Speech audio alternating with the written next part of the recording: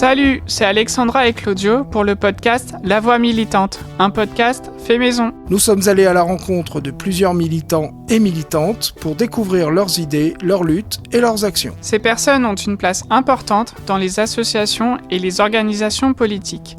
Quels sont leurs parcours et comment leur militantisme se matérialise? Nous allons essayer avec eux de répondre à toutes ces questions.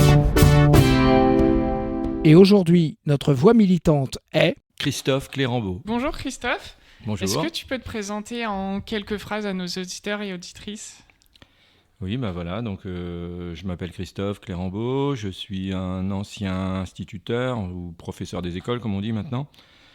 Je suis auteur, compositeur dans le groupe Barricade et puis aussi dans le duo Chris et Léo. Du coup, aujourd'hui, on t'interroge en tant que militant. Est-ce que tu peux nous parler un peu, c'est quoi ton combat militant finalement en tant que musicien ou peut-être tes activités à côté?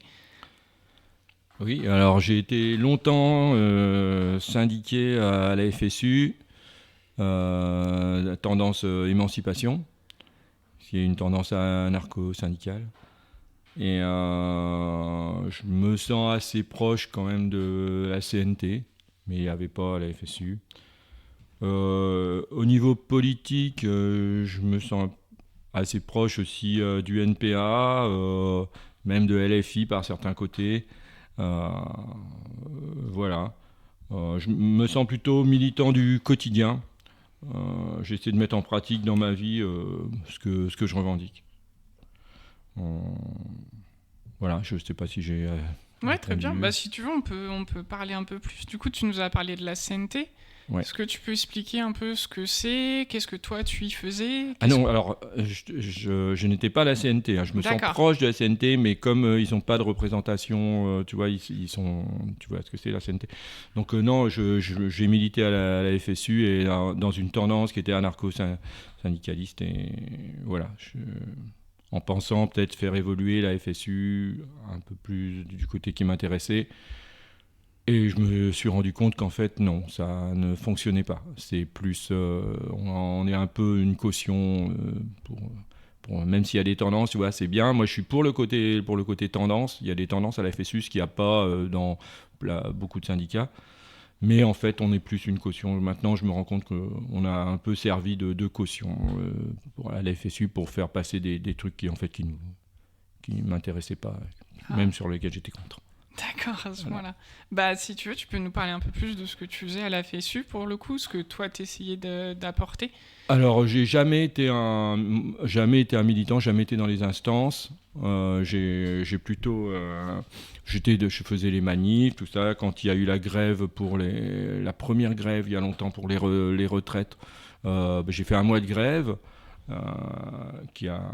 Où j'ai perdu un mois de salaire, il n'y a eu aucune récupération, j'ai eu 0 pendant un mois et c'était dur, mais bon, j'ai tenu le coup pendant un mois. Puis après, c'est là que j'ai commencé à en vouloir un peu aux syndicats quand ils se sont un peu couchés, qu'ils sont arrangés pour que ça capote, quoi. Alors qu'on était au début quand même très nombreux et voilà, et depuis, j'ai un petit peu Moi, je suis un petit peu distant vis-à-vis des syndicats.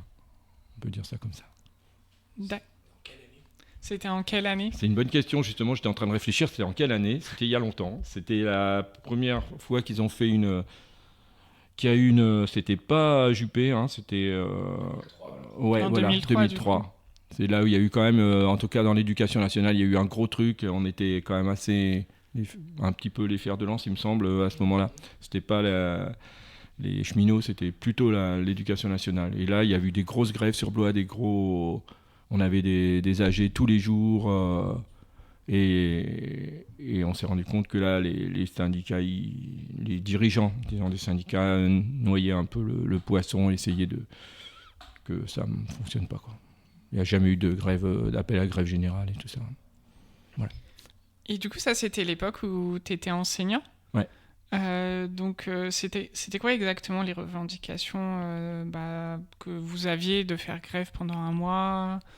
C'était les premiers essais. Ils ont commencé à repousser l'âge de la retraite pour les fonctionnaires. Et nous, on savait bien que ça allait concerner bientôt tout le monde, et ça n'a pas raté. Maintenant, tout le monde est concerné. Ils ont dit oui, il faut qu'on se mette au même niveau, il faut que les fonctionnaires soient au même niveau que les autres. Donc nous, on avait bien vu que ça concernerait aussi tout le monde, et que ça concernerait nos enfants, et qui devraient travailler plus longtemps, et l'âge de retraite serait repoussé. Donc c'est pour ça qu'on était très motivés. On était un bon groupe quand même au départ. On a été des milliers, pas aussi nombreux que là, les dernières manifs qu'il y a eu sur les retraites, mais on était quand même très très nombreux. Moi, j'avais jamais vu de manif comme ça, et puis très très sympa comme manif, avec de la musique, des revendications. Puis même des fois, on se permettait de pas suivre les directions, si tu veux. Ils nous disaient il faut aller par là. Ils voulaient pas qu'on aille à Dessaigne, je me rappelle une fois, et nous on l'avait tourné. Ils voulaient qu'on aille tourner. On était allé à Dessaigne, on était allé mettre un peu la zone dans Dessaigne. Enfin la zone, non, on était allé crier dans Dessaigne qu'il y avait quelques étudiants qui étaient sortis, lycéens. Voilà, donc c'était à cette époque-là, ils étaient déjà contre les retraites, et la loi est passée, et ça a été un peu l'engrenage, ça a été le début. Après, ils ont pu passer tout ce qu'ils voulaient, quoi. Ok, et du coup, là on remarque quand même, c'était il y a 20 ans, et aujourd'hui il y a toujours des manifestations avec encore plus de monde. Ouais. Et finalement on a toujours le même résultat. Donc, dans une de tes chansons, tu parles d'insurrection. Là, on a parlé d'aller manifester, mais du coup, il faut faire quoi ? Il faut continuer de faire grève, faire l'insurrection. Ils en avaient trop fait, des manifs qui ne changeaient rien. Ils en avaient trop fait, des grèves sans lendemain. Maintenant, ils préparent l'insurrection qui vient.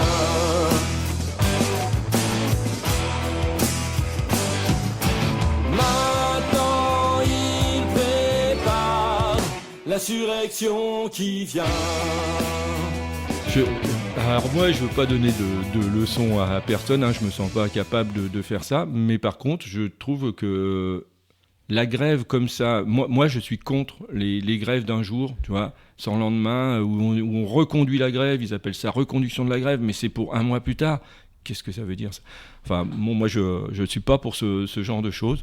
Je pense que sans aller jusqu'à l'insurrection, il faudrait que les syndicats, les dirigeants des syndicats appellent et organisent une grève générale si on veut que ça soit efficace. On a bien vu que c'était pas efficace du tout, les grèves d'un jour comme ça, où les gens débrayent 1 heure, ils vont faire la manif, ils rentrent, après ils retournent bosser, ou même pour nous les enseignants, nous on peut pas faire 1 heure de grève, on est obligé de faire un jour, parce que si on fait 1 heure, de toute façon il y a un jour de retiré. Donc il faudrait je pense qu'il faudrait appeler plutôt à une grève générale et organiser ça, parce que ça se décrète pas comme ça, ça se prévoit à l'avance, il faut des caisses de grève, voilà. Et moi je pense que ça, sans aller jusqu'à l'insurrection, ça déjà ce serait un bon départ. Mais l'insurrection, oui, peut-être à terme, on voit bien que je suis pas sûr qu'il y ait eu vraiment de révolution, alors entre guillemets, sans insurrection, des révolutions juste politiques par les élections. Je suis pas très sûr, je suis pas très féru là-dedans, mais je suis pas sûr qu'il y en ait eu beaucoup qui aient fonctionné. Du coup, on a commencé à faire un peu le saut dans ta musique, comme t'es musicien. Et en quoi, pour toi, faire de la musique, c'est un acte militant ? Est-ce que déjà ça l'est ? Et si oui, pourquoi ? Complètement, ouais, pour moi c'est complètement. Moi j'essaie dans mes textes en particulier, j'essaie de dire des choses qu'on n'entend pas tout le temps. Tu vois, que tu n'entends pas à la radio, que tu n'entends pas dans les chansons en général. Moi, pareil, j'essaie la musique, j'essaie que ça soit pas forcément du punk ou du rap, où c'est en général dans ces styles de musique-là qui a des revendications. Dans le rock, finalement, il y en a très peu. Il y a très peu de groupes de rock qui sont militants ou qui sont... Il y en a, on peut en trouver, mais c'est pas tu vois, c'est pas que par exemple dans les groupes punk, il y a énormément de groupes punk qui ont des revendications. Moi, j'essaie de faire ça aussi, mais un peu pour le rock. Et aussi, j'essaie d'avoir une musique assez éclectique. Les morceaux que je compose, c'est pas tout le temps du punk ou tout le temps du rock. Ça va des ballades, il y a du reggae, il y a un peu de tout. Je veux que ça soit un peu accessible à tout le monde et leur faire entendre des choses qu'ils n'entendraient pas ailleurs. Voilà, je ne sais pas si oui, très bien. Bah, surtout à un moment, tu parles des médias. Oui. Et donc, du coup, là, tu dis que tu as complètement un discours à l'opposé. Ouais. Mais est-ce que, du coup, comment tu fais, du coup, en tant que musicien et dans un groupe, pour que cette musique, elle soit écoutée, que les gens puissent l'entendre, qu'ils puissent en prendre conscience? Déjà, nous, c'est surtout des concerts. On essaie de faire des concerts un peu partout. On est passé quand même dans les radios. On est passé on est passé dans la Nouvelle République. Donc ça, c'est pas une radio, c'est un journal. Mais on a eu des articles, plusieurs dans la Nouvelle République. Quand on avait fait un concert de soutien aussi, parce que ça j'en ai pas parlé, mais on a fait plusieurs concerts de soutien aux caisses de grève où on jouait gratuitement et on donnait une partie des bénéfices de nos disques, on séparait en deux, on donnait la moitié aux caisses de grève. On l'a fait déjà, on l'avait fait une fois, c'était je sais plus quand, parce que ouais. Peut-être. 2019. Tu t'en souviens, d'accord. Merci, parce que moi, je ne me souvenais plus. Et on l'a fait tout récemment, là, justement, pendant la réforme des retraites, on a fait un concert où aussi on a joué gratuitement. Voilà, donc ça fait partie un petit peu aussi de la façon de militer un peu, de participer au truc. Oui, c'est sûr, parce que quand on fait grève, faut aussi qu'il y ait de l'argent et du soutien derrière. Les caisses de grève, c'est important si on veut que la grève tienne un peu, quoi. J'ai peut-être pas répondu exactement à ta question. Tu m'avais demandé comment on faisait pour les médias, comment on se comportait aussi vis-à-vis des médias. Donc nous, en fait, on aime quand même... Il y a des gens dans les médias qu'on aime bien, on ne met pas tous les médias dans le même panier, bien sûr. Il y a même les journalistes, ils sont assez sympas, et ils sont des fois proches de ce qu'on pense. Mais c'est la ligne directrice du journal qui est pas forcément, qui correspond pas à eux. Et puis eux, il faut bien qu'ils vivent, je comprends. Mais je me souviens que justement, quand on avait fait en 2019 le concert de soutien, la journaliste, je ne sais plus qui c'était, mais elle était super sympa. Et puis elle avait même mis en valeur le morceau Les Médiamantes, qui est un des morceaux qu'on fait donc, avec Barricade. Et elle l'avait mis en valeur dans le journal. Elle s'était marquée Les Médiamantes dans le journal. Je vois un gars sérieux, bien habillé, souriant mais un peu constipé, qui dit que tout va bien en France, que les réformes du gouvernement avancent, que des feignants de fonctionnaires sont encore une fois en grève. Encore ? Pourquoi ? Ça ils disaient pas. Mais bloquer les trains, ça se fait pas. Et s'il y a moins de profs, moins d'infirmiers, on s'en fout. On ira dans le privé. Pourquoi ils racontent toujours la même chose? Pourquoi ils recherchent jamais les causes? Pourquoi ils répètent docilement les paroles du gouvernement? Et t'as compris toi, les médias mentent, les médias mentent, les médias mentent, les médias mentent, les médias mentent, les médias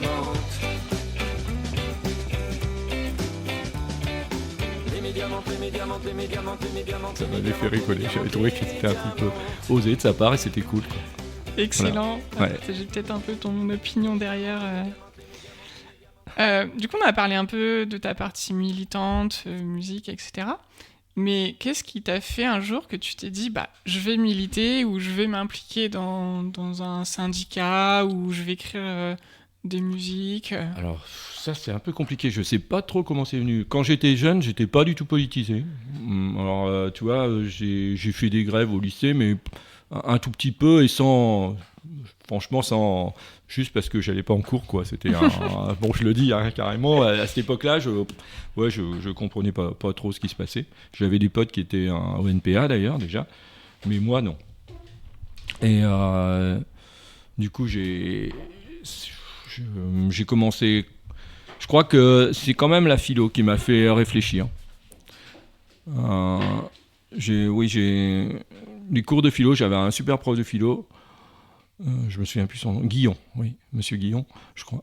Et il était super intéressant et il m'a permis de réfléchir, de me poser des questions, de me dire oui, il avait une façon de faire, il nous faisait un cours sur quelque chose et puis alors quand on discutait, on se disait ah ouais c'est vrai ce que ce philosophe a dit, ouais c'est ça, ouais il a raison. Et à la fin, au dernier moment, il posait une question qui remettait en cause tout ce qu'avait dit le philosophe. Et du coup, je me disais, ah ouais. Et tu vois, c'est là que je me suis dit, ouais, en fait, tout ce qu'on nous dit, il y a pas mal de trucs, il faut quand même réfléchir par soi-même. Il y a des trucs, c'est pas sûr. Et en fait, je pense que ça a été le déclic qui a fait que, du coup, je me suis dit, ouais, c'est quand même intéressant de réfléchir sur la politique et sur la vie, tu vois, en général. Et après, je pense que c'est quand j'ai été un STIT, quoi. Au début, j'étais à la FSU comme ça, puis j'ai vu qu'il y avait une tendance qui avait l'air beaucoup plus dynamique et beaucoup plus militante, en fait.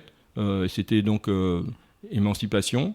À l'époque, ça s'appelait autrement, mais je ne vais pas revenir là-dessus. Donc, c'était émancipation intersyndicale. Et là-dedans, j'ai vu qu'il y avait des gens sympas, proches de mes idées quand même. Et j'ai commencé à m'impliquer un peu plus et à réfléchir un peu plus sur aussi la société et tout ça. C'est ça qui a été le déclencheur, je crois. Ok, ouais, donc vraiment philo, un peu le premier pas dedans. Ouais, complètement, ouais, ça c'est sûr. C'est là on a un peu parlé du marxisme, on a abordé très peu, voilà. Oui, c'est vrai qu'on en parle dans les cours au lycée, il y a une toute petite partie, mais on passe pas longtemps dessus. Moi, je m'en souviens aussi, c'était un peu... Ouais. Je vais faire l'intervention du vieux con. Moi, je sais qu'on y passait pas mal de temps sur Marx. Et c'était très drôle parce que moi, ma prof de philo était la femme d'un député RPR à l'époque. D'accord. Et son cours sur Marx était excellent, par contre. Bon, c'était pour l'anecdote. Moi, c'est pour ça que ça finit comme ça, en fait.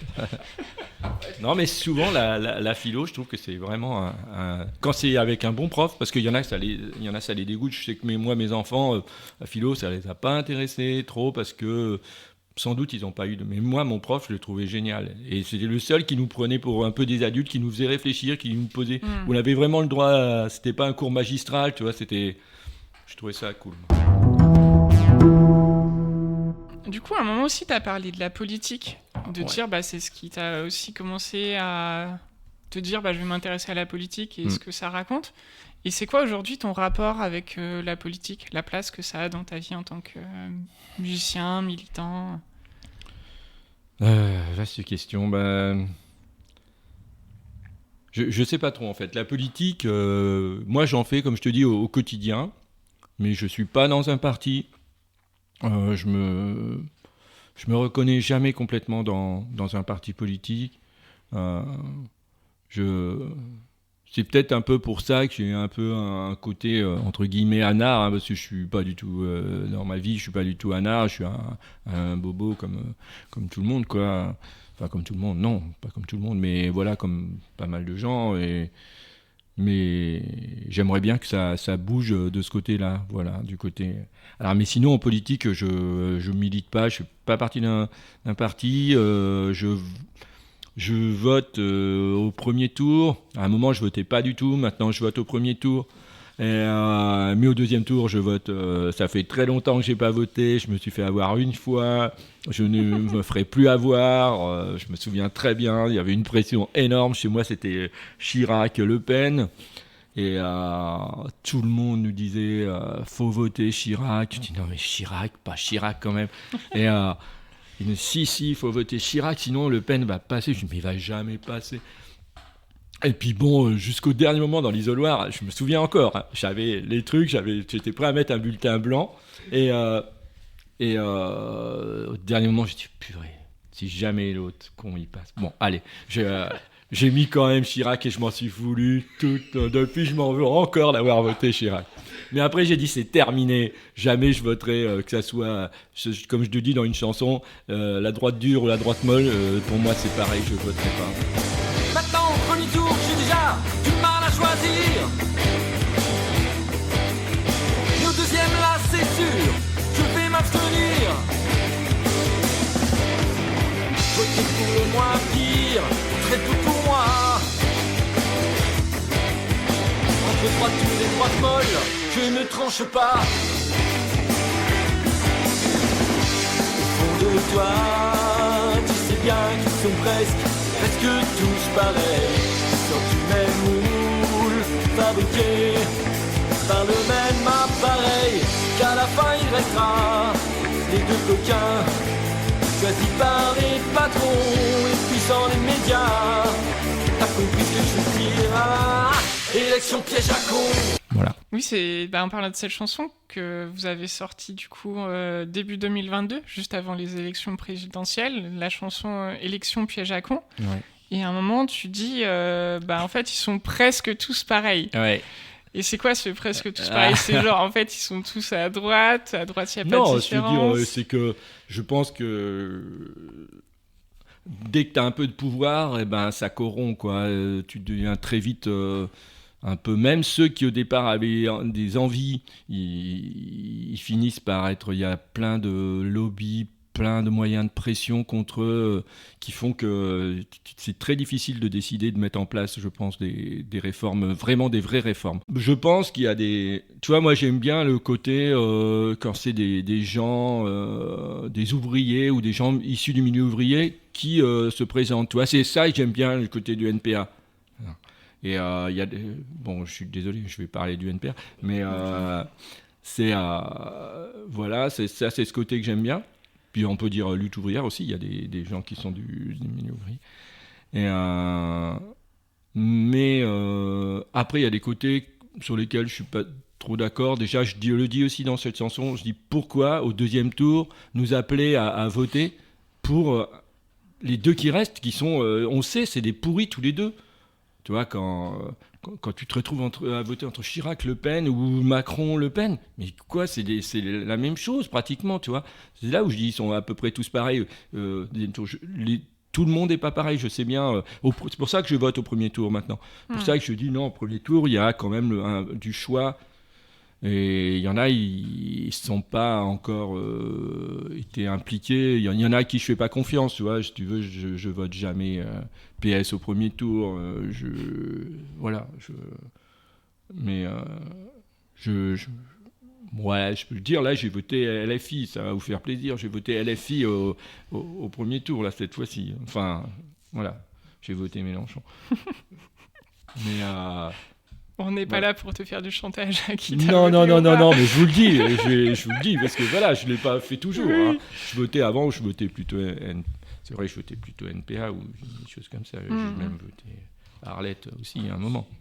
Voilà. À un moment, il n'y avait plus beaucoup de choix. Ben voilà. C'est vrai qu'on a connu des périodes où le choix n'était pas très grand. Non. Et ouais, moi aussi, ça m'est arrivé de voter Arlette. J'ai des potes, ils me disent, mais pourquoi t'as été voté Arlette? Bah oui, mais le vote le plus à gauche possible, quoi. Bah voilà, c'est ça. C'est... Ouais. Ouais, exactement.